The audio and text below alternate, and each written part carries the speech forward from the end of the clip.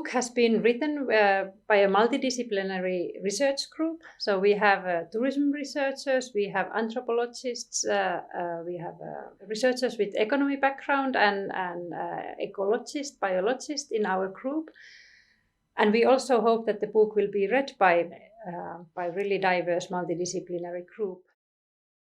Maybe what combines all us is an interest in more than human, post-human and multi-species approaches and issues, and an interest to test diverse ways of doing research and experimenting with new methods.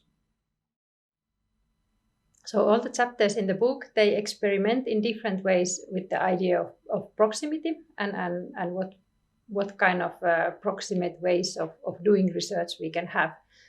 So they are methodological from their nature, but also all the chapters deal with issues related to more than human world and the relations between humans and non-humans.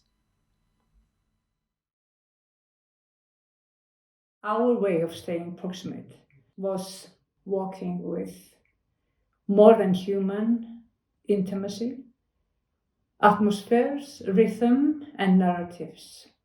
We were telling about a walk that I had with a group of people a few years ago in the place where I come from, in the Westfjords of Iceland. So the plan was to walk barefoot to intensify the group's connections with nature through direct and moving body touch.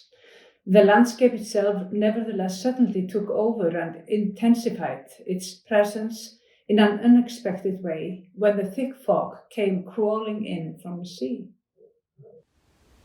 The title of our chapter for this book is called Being Corpus, the Tourist Body as Place, Touch and Departure.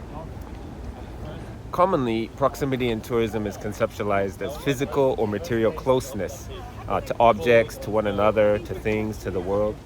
Traveling together with Jean-Luc Nancy, we work to rethink this kind of image of proximity in tourism in the body. In our chapter, you will find reflections on 3 different themes: the body as place, the body as touch, and the body as departure. We talk about friendship also as a proximate methodology, friendship as closeness with one another and with writing. Hi Gunnar. As long as I can recall, traveling up to my grandparents' cabin in the woods of Småland, a 3-hour drive from my hometown of Copenhagen, was a contrast to life in an urban agglomeration. As the years passed, the cabin became mine and later also belonged to my husband and children. I've known and visited the cabin and its little plot of land and forest my whole life. Hey Karina. For the winter holiday, we went, as usual, to visit my parents at the farm. While there is not much to do there, especially if you are a teenager and there is winter's cold and darkness, there is one thing that is almost always fun to do. I know the changing seasons, the sounds and smells of the forest and of the house. When I visit with my family, I often go down to the stream with my kids to play. Yet over 45 years, the cabin has been documented by its owners in countless, almost identical pictures from all sides during all kinds of weather. When I look at the pictures, such as those on the front of my postcard, I do not only see the house, the main attraction.